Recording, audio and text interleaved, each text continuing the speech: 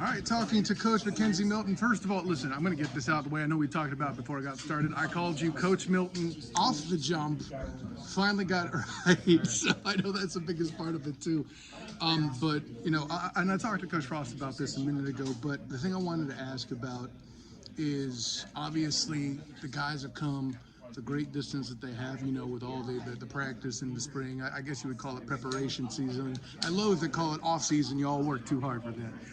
But as we're approaching, you know, football proper with the season coming, what's going to be different about these practices August leading into September compared to those previously? Yeah, I think the main thing is putting on the pads after a couple of days of acclimation and, you know, obviously being out there in the heat day after day and, you know, going 3 on, 1 off. So I think that's the biggest thing. And then obviously just guys asserting themselves as, you know, trying to take jobs in terms of earning their spot on the field. And I know something that's been coming about, obviously we talk about quarterbacks a lot, it's football, but with this group in particular, I know there have been the kind of narrative there is that all 3 guys, everybody feels comfortable that day one, whoever hit the field, you'd be comfortable running the offense. You're looking for somebody to kind of emerge, kind of prove themselves. What's something that you're looking for that guy to jump out to lead the team? One thing we emphasize and really Coach Scoop is poise and command. And obviously making winning plays comes with that. But having poise out there, you know, it's a little easier when we're out there on the practice field with them, but having poise in live situations, scrimmages, 2-minute situations, where it's just them and the other team. Looking for that and just command, being able to operate, knowing their job cold, and make winning plays. I feel like everybody in the room can do that, but it's who's going to do it more consistently.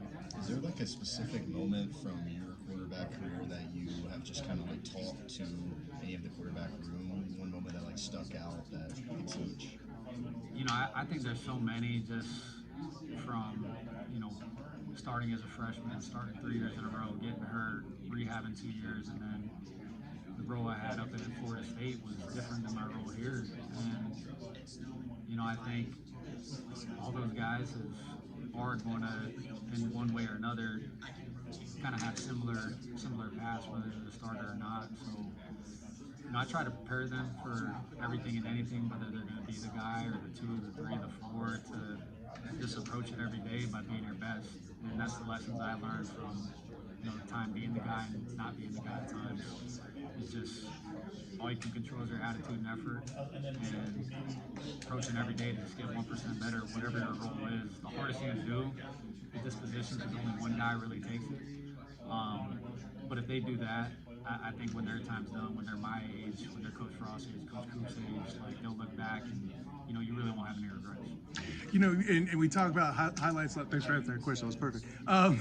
With your highlights, you know, we've heard the story by now about you showing highlight videos to your guys there and them seeing what McKenzie was as a player.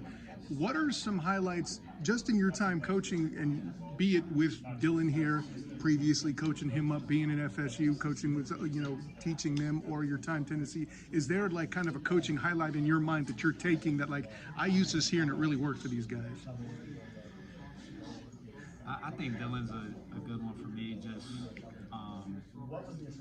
you know, I feel like I taught him a lot, but I feel like I learned a lot from him, just being a professional before you're a professional. And that's why he's been successful everywhere he's gone. And, you know, I think for me, it was just super proud of him to where he's at now. And that's a cool culmination for me. And then Jordan Travis, seeing what he blossomed into some of his time at Florida State. I think now just, you know, I've seen guys get to where they want to go by being consistent and working hard. There's no secret recipe. A lot of guys say they want it, but actions always speak louder than words. And you mentioned Dylan. I have to ask this just because that Cleveland scenario is way different than anything anybody else. Do you feel like anybody else could have coached him to be prepared for that more than you, with all the spotlight that was here on this program when you were here, that kind of thing? I think biggest thing, you know, Dylan and I are still pretty close. It's just like your freshman year, man. Just go earn it, you know. And everything outside of your own head is distractions.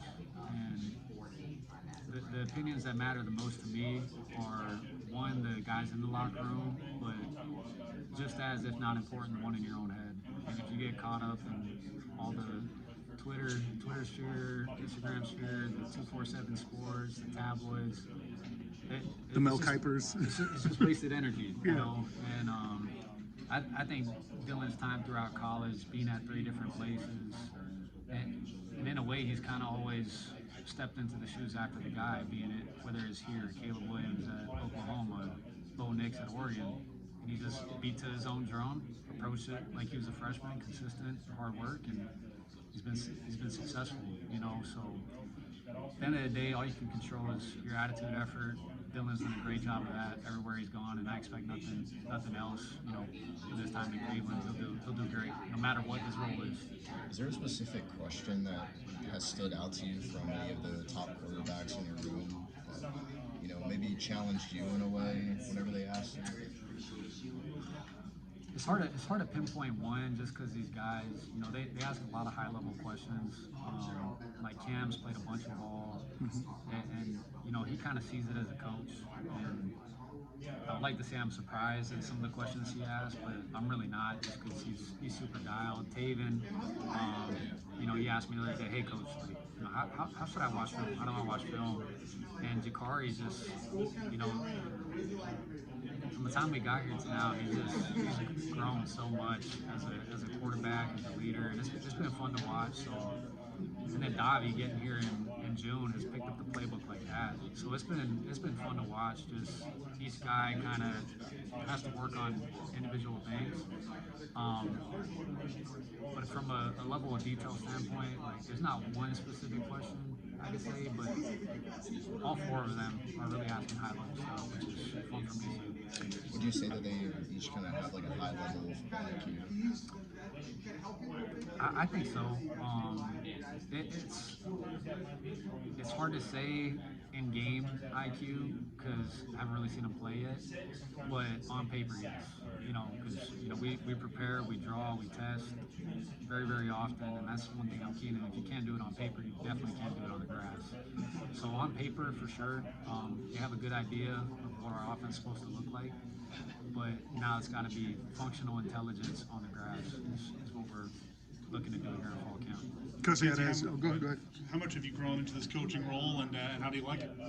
I love it, man. I feel like this is what God has, you know, made me to do, and you know, I feel like just my whole journey as a player has kind of prepared me for this. And then the last 2 years up at Knoxville, Coach Hype, you know, just learning from, you know, everybody that's taught me something along this path is helped me to get to this point, and you know, I'm beyond grateful for this opportunity. Coach, I got to ask, I can tell you've kept in shape and all that, and seen you working out there a bit in the practice building there. But do you feel like as a coach you get just as hyped up as if you're going to a workout as a player? Do you get that same kind of excitement, or is it different somehow when you're getting in there, you got your clipboard, getting ready to go? I'm still looking for that itch as a player. You know, I kind of live vicariously through the guys, but you know, I try to be a steady beacon of calmness for those guys. And don't get me wrong, I get fired up when they make a big play or a bad play. You know, it's high energy, but I try to be consistent for those guys and just always tell the guys to be the calm in the storm. And you know, if I'm rocking the boat, you know, I feel like that might ooze onto them. So I try to stay calm, cool, and collected for the most part, but you know, I'll get fired up for them and chest bump them if they're doing something great, or you know, I'll give them a slap on the back of the head if they don't do something right either. So You talked on being